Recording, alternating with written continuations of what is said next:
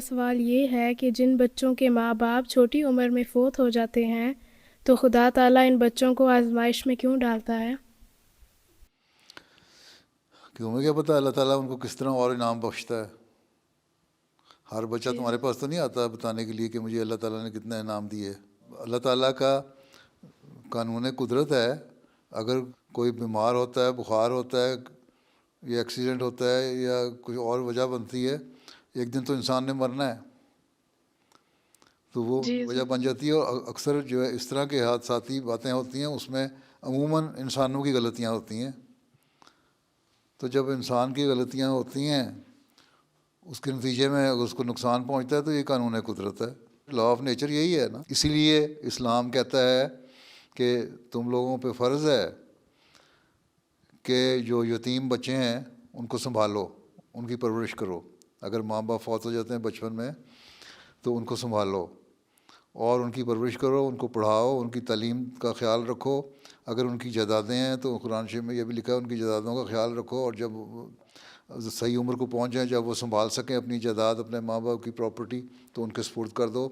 اور ان کے پرورش کرتے ہوئے اتنا نہ کھاؤ کہ کو ہم ختم کر دیں ان کے بڑے ہونے سے پہلے بلکہ حضرت صلی اللہ علیہ وسلم نے فرمایا کہ میں اور یتیم کی پرورش کرنے والا قیامت کے دن اس طرح ہوں گے. 2 انگلیوں کو ملا کے بتایا کہ ہم ایک جگہ ہوں گے. اتنا بڑا مقام دیا یتیم کی پرورش کرنے والے کو حضرت صلی جی اللہ علیہ وسلم نے.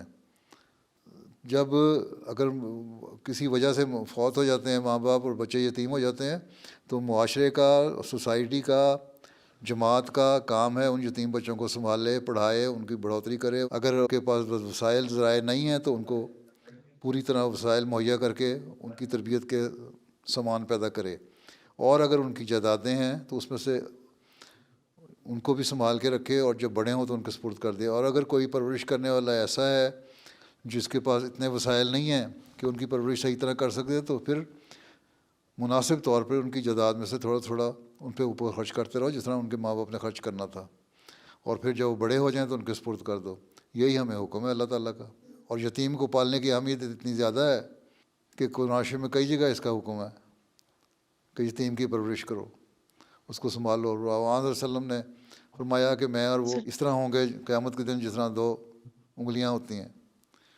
تو یہ مقام ملتا ہے. تو اس کو بالکل ہی ہم نے چھوڑ نہیں دیا جس کے ماں باپ فوت ہو گئے بچے کو، بلکہ اسلام نے بڑی سخت ڈیوٹی لگا دی اللہ تعالیٰ نے اس کی کہ ایسے بچے جو ماں باپ کے بغیر ہیں ان کی پرورش کرنا تمہارا فرض ہے اور تمہیں اس کا ثواب ہے، اور اگر نہیں کرتے تو تمہیں اس کا گناہ ہے.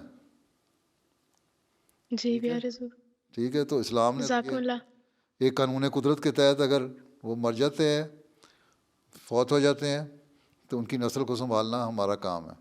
اس لیے جماعت احمدیہ میں یتامہ فنڈ بھی قائم ہے، اور اس کے لیے ہم یتیموں کو سنبھالتے ہیں، خرچ دیتے ہیں، پڑھاتے ہیں.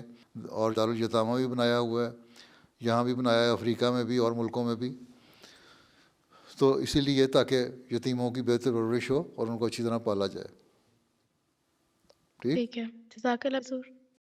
میرا سوال یہ ہے کہ اجتماعات اور تعلیمی کیریئر کے دوران بعض اوقات ہم اپنا ٹارگٹ پورا نہیں کر پاتے. ایسے صورتحال میں جب ہم ڈسکریج ہو رہے ہوں تو ہمیں اسے کیسے ڈیل کرنا چاہیے؟